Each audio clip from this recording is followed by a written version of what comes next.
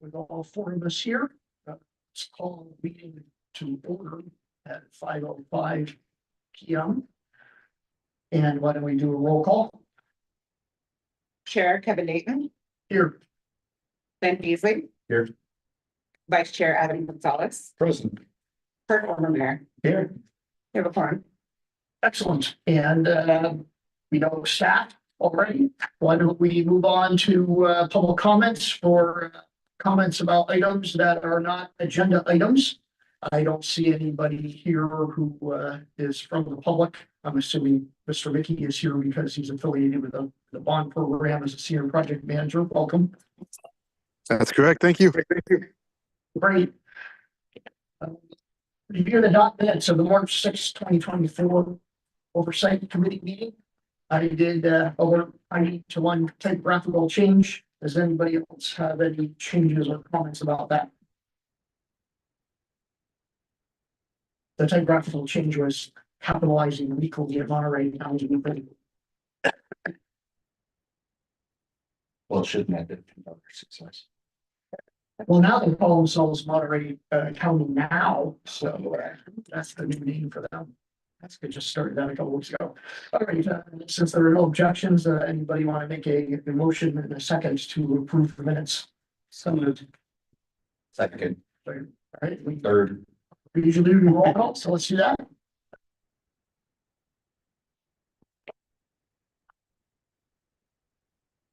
Chair Kevin Dayton, Aye. Ben Beasley. Aye. Adam Gonzalez. Aye. Vice Chair Adam Gonzalez, sorry. That's Kurt okay. Ormermeyer. Aye. Motion passes. Let's move to review the financials for Measure I and project updates for the first quarter, January 1st to March 31st, 2024. Okay, thank you, Chair. This is the financial activity. So there's two different boards here. There is the financials, and then it's presented also in the warrant reports. And that's all included in the same document. So this is for quarter 3. So this is from January to March 2024. So what we've done in previous meetings is just maybe take a few moments to review it. And if there's any questions, we have to answer those.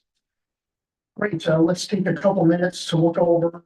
This is just 4 pages of material, and if you have any questions about a line item, you can ask Brian about them.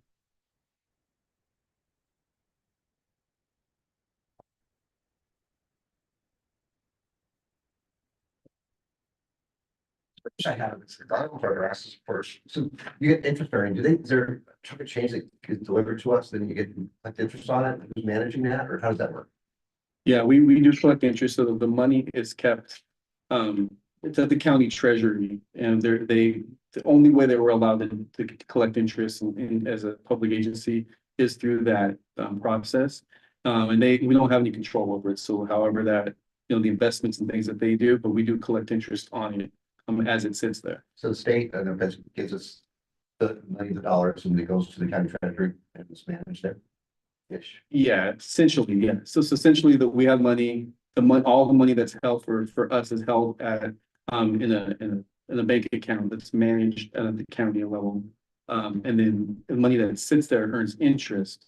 And then in which case Josie does we get the annual statements with the interest is, and she makes sure she processes that and outlines that in the financials, just so you can see how much interest was earned for that fiscal year. And that interest is we can spend that interest with the same purview. Correct. So they don't like actually arbitrage these bonds?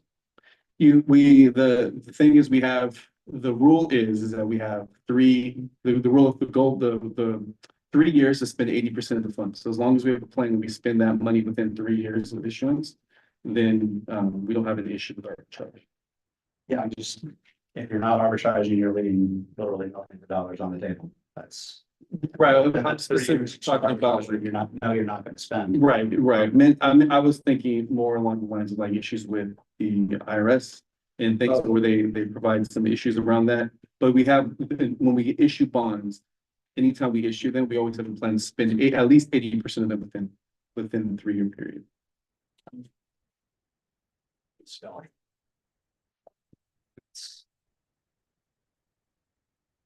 Any questions about the line items here? Smaller. Okay, thank you. I'm sorry, I'm a nerd when it comes to words. It's a good word. The school district has not had any arbitrage penalties in the past several years, right? No. No, I'm sure that would come up if we had an issue like this. It does happen. I see there's a college district in Southern California, I noticed that was failing to meet its requirements. So it does happen. I think it was Compton Community College District. No, it's too bad. Yeah, I think you were talking about two different kinds of arbitrage. What I mean is that. No, it's okay. I'll look for it. No, I just want to explain so everyone understands. Okay. What I mean is typically when a public agency issues bonds. And those bonds can't all be spent at once. They'll take the part that they know is a year out. And they'll put it in commercial paper or some kind of safe investment instrument that pays a lot more, like usually typically 4 or 5 points more. Than a typical savings account or the typical way that counties throw the money in the bank. So depending on whether the public agency actually controls that bond issuance, and in this case, it sounds like you don't actually have access to the money until it goes through the county's process. If the public agency controls it, a good public agency will take, I work for the San Joaquin Council of Governments, and we got millions of dollars in federal money on highway projects that were gonna take 15 years. So we knew like a big chunk of the money we could put off for 10 years, and we put it in this investment instrument that would give us the most return. And take those proceeds and use them to make our projects better. And as a school district, we're not allowed to do that. Right, I wasn't aware of that. Thank you for informing me. Thank you. Yeah, it's a little bit different, but that's a good question. Yeah, because it's a resource that we're using for improvement. It's supposed to be. It's taxpayer. People threading the money into society, dollar by dollar. And, but yeah, that's interesting. Well, and I hope the county does try to maximize, has an understanding of what the school district's plans are and tries to, kind of, right? Yeah, stack investment so that they. Contact the Monterey County Treasurer or Tax Collector if you really want to know. It's probably the finance director that would know how to do it. Yeah. So, yeah, if you want assurances and stuff like that, then you probably have to spend a little bit more for the services that you get. Because then you're paying for the assurance of things being done. Yeah, absolutely. You can never lowball things and, yeah, so, it's a different perspective than a typical capitalistic, for-profit perspective. Right. Yeah, this is more like we're trying to blend the money in, unless I misunderstood. It's like we're getting the money, we're trying to stack and make the community schools better and fit with the times. Our goal is not to maximize interest, right? To spend the dollars as we get them. And I think the question came up because of you looked at the cumulative interest of 5.9 million. Yeah, so that's over all the issuances for Measure I. So the ones that we originally did, this passed in 2018. I think the first one in 2019, and then the one that we just did last year. So yes, that's cumulative over the course of the bond. That's cool. Thank you for sharing that. All right, any questions about this particular report? All right, concluding the financials, and there is no one here for public comment. We will move to the review of the warrant activity for Measure I, January 1st, 2024 to March 31st, 2024, third quarter of the fiscal year. Pass it to you again, Brian. Thank you. So this is the same information that we reviewed the previous item. This is just broken down by vendor, by project. So you'll see what the total cost breakdown for the project was by the vendor associated with that project. Once again, if you'd like to take a few minutes, if there's any questions, we can have it answer this. Yeah, why don't we let's do pages 8 through 20. We'll divide it up into chunks and give it a few minutes to just look over the line items. If you have any questions, ask about them, and we'll go through that.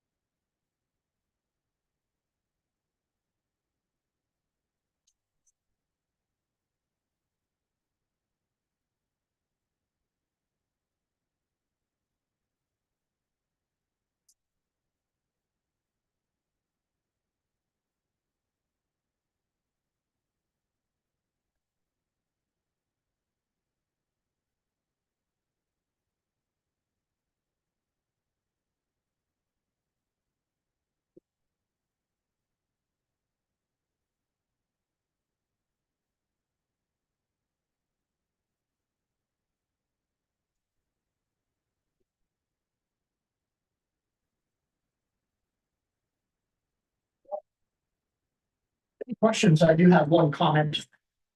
I actually wrote a letter, as you may remember, about this. The generator falls into a gray area, I think. I don't know if, I don't want to make a big deal about it, but hopefully nobody will ever focus on that and ask for some legal review about it. Were you ever able to get any sort of documentation from anybody ensuring that the generator was a proper use of bond funds? Yeah, the generator would fall under, the category. So the generators themselves, so we have, they're primarily going to be used at two schools for now. Their own trailers are going to be moved around, but the generators fall under the general idea around the infrastructure upgrades at the schools for the electrical upgrades that we're doing. So all of the schools, as we upgrade their electrical panels, electrical capacity, they're being outfitted with switchgear that does allows the generator to hook up. And we have a couple of sites that have bigger problems than others when it comes to the storms and things, especially up here behind us. So instead of having fixed generators that you could put on campus or as part of like the general infrastructure, this is in the same principle. These are just portable that can be moved around. So we're not having to spin a fixed generator every school. So it is more cost efficient to do it this way because we may not need them all at the same time, but we do, we might need one or two that we didn't give them. Like gas powered generators, is that right? So, And if it ever comes down, just for the record, if it ever comes down to something that crazy, I've got one I got from my father, still in the box. If it comes down to, you guys can use that one too. Seriously, the community could provide, if it ever gets that crazy where we have to like burn gas to keep the lights on for the kids. But so I just want to let you know if that, you have that assurance, right? Especially from myself in the community. So, thank you. yeah. It's just, I think people are, they forget to mention it at times that they do support you. Just out of curiosity, how much of the requirement or the need of those generators is due to PG&E being slow on engineering new switches and providing transformers and all of that? That happens. So that is a challenge. So part of it also is as we do electrical upgrades, there has been overlap where we haven't scheduled turnovers or connections from PG&E and not, there hasn't been either construction delays on either side where we've had to run generator sets happen. There's always delays that come up in construction, but definitely there are some delays that happen on PG&E's and with lack of resources. Yeah. Just underrated about the beat. Right, for nearly, in spite of there being 480 volt transformers and a vault right behind their building, because PG didn't figure out how to connect an existing transformer to their structure. There's definitely, there's always, I think, the resource constraint, but we've had some of those too. So the generators are for assurance for things like that happen as well. Yeah. During I construction. wonder if it's infrastructure too, with all you ever seen the wiring in Carmel? The houses there, it's all old copper wiring, like, it's like the kind of copper wiring you'd see in like an old still. So I wonder if that has something to do with our instability issues, the people, the properties themselves need upgrades, that could help. It's absolutely true. And just, always every project I've ever worked on in my life that involved PG&E. Yeah. I've got a big folder on it. I'm sure you did. Yeah. Most expensive electricity in the world. Service and waste on now at the same time.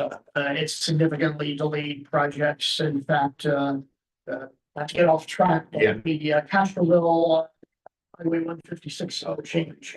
Actually, they have to be abandoned in part because of PG&E delays. So, Yeah. hopefully, all I can say is if there's a delay caused by PG&E not being prompt, the school would know about it.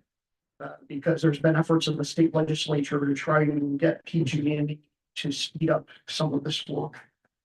Yeah. It's a controversy in Sacramento. And find Rob Morse's cell phone. Yeah, right. Seriously, he's the guy that can help you with PG&E. He's amazing. Okay. He's the. So you have to document all of that because we're told that big file on it and it is done. Several projects in Monterey County have had their prices significantly go up because of it.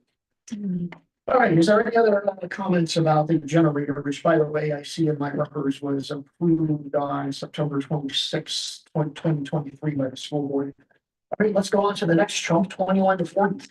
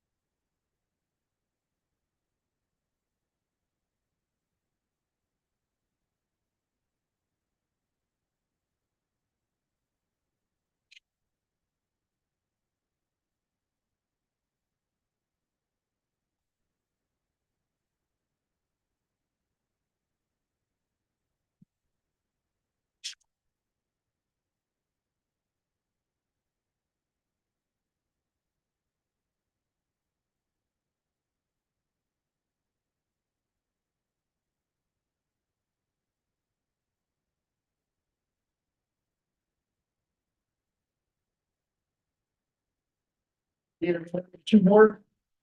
No, Are there any questions? just one. I see the acronym DSA fees in there a lot. Just curious what that means. Fees that we pay for plan review to the Division of State Architects. Oh. Thank you. Yeah, sorry, a little slow. No problem. I have one question, just confirming, we do have a report here on the cumulative environmental review legal expenses. The legal expenses that are in this third quarter are included in that number. Yes, very good. 263. Excellent. I wanted to make sure, yes. Exceeded the quarter. All right, good. Okay, let's do the last chunk here, pages 41 to 52.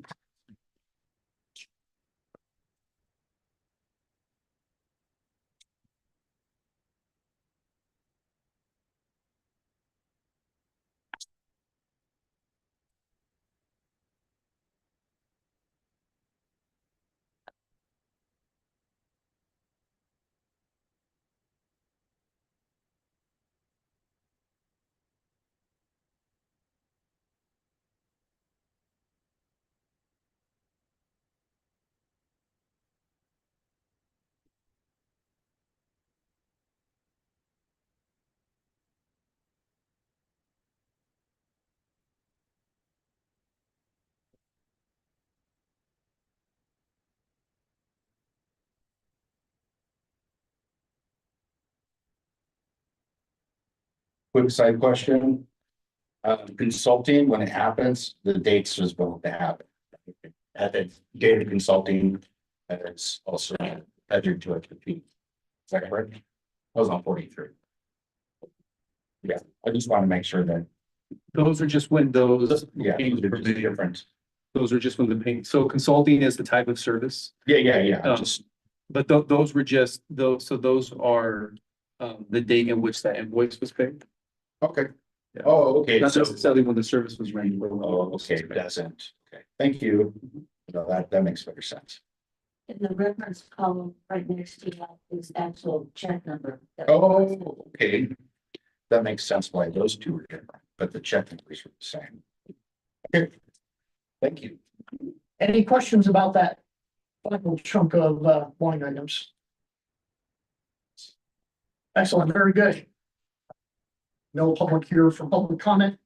Moving on to the future meeting dates. They are September 18th and December 4th.